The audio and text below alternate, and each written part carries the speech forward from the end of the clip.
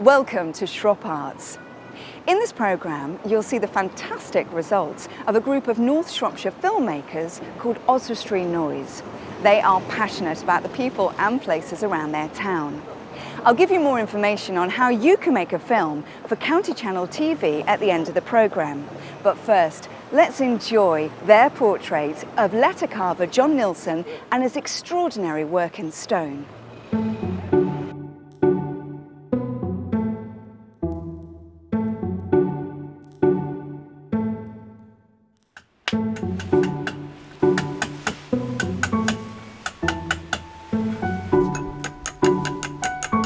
There are probably about 100 or so people in Britain who make a living out of the kind of specially designed hand-cut lettering of the sort that I would do.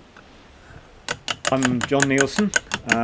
I live just outside Llansillen near Oswestry, and I work as a letter carver in stone and a lettering designer.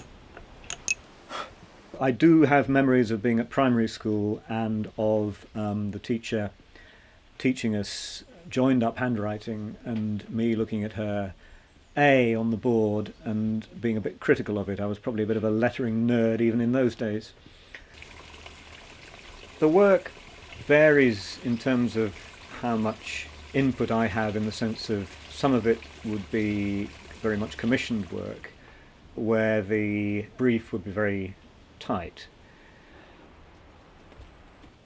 Otherwise, I've more recently been trying to play a bit with the idea of light and shade, because obviously carved lettering depends fundamentally on the light and shade in the cut. And so some of the things I've been doing more recently have been experimenting with slightly different sort of profiles to the letter to get a different kind of effect. There's a piece I've just finished, more or less, which uses my own text. I knew from the beginning that I was going to do something connected with Tibet and the plight of Tibetan people under the Chinese.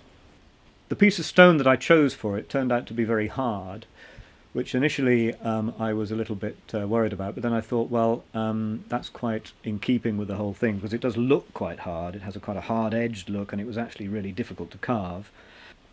It also, the shapes of the letters and the forms that they make also echo a little bit a kind of mountainous landscape, which I couldn't necessarily say that was the intention from the start, but once I started carving it, I was really aware of that. And in fact, I felt more than doing letter carving that I was actually carving a relief map of some mountains. It's a piece which does require somebody to spend a little bit of time deciphering what it says, but again, I think that's in keeping with the sort of the character of the whole piece. Often you see nowadays with mechanically produced lettering in stone, which may be sandblasted or cut with a router, it's following a computer generated font. And that hardly ever looks right. It looks artificial, it looks... I suppose it's the difference between a mass-produced object and an individually produced object. And so I would always be designing the lettering for the particular piece of work, as would anybody working in this field. Goes with that E where we dished it. It's fascinating to be able to pass on what little I know to other people. At the moment I've got somebody, Zoe, who's here about 2 days a week, is doing a bit of work for me because she's already an accomplished stonemason, but I'm teaching her a bit of letter cutting in exchange and letter design. Well, that can be tweaked. It's part of the whole thing, I think, having people coming and working with me.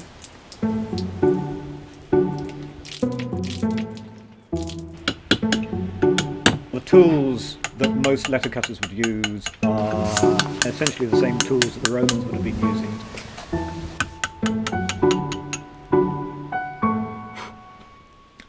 It's not necessarily more expensive for people to commission something done the way we would do it than by a firm that's got a huge investment in machinery, because they have huge overheads, and so the costs are often nearly as much for that kind of thing as they are for handwork. It's that combination, when there's a really satisfactory combination of words and design. I mean, the design side is also, it's pattern making as well. It's the same thing as you get if you look at an interesting pattern of trees or an interesting pattern of, wallpaper or something like that, where it has a rhythm to it. I think these things are fairly basic to the way we look at the world around us, in terms of visual and also what we hear and so on. There's that element of rhythm, interrelating shapes or sounds, whatever.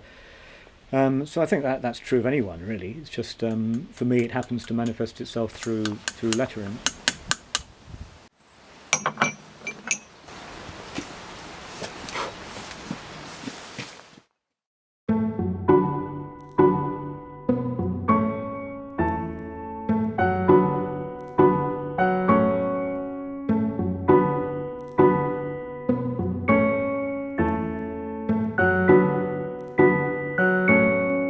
If you're inspired to make a film for County Channel TV, either by yourself or with a group of friends, visit countychannel.tv/film it for more information. We look forward to hearing from you.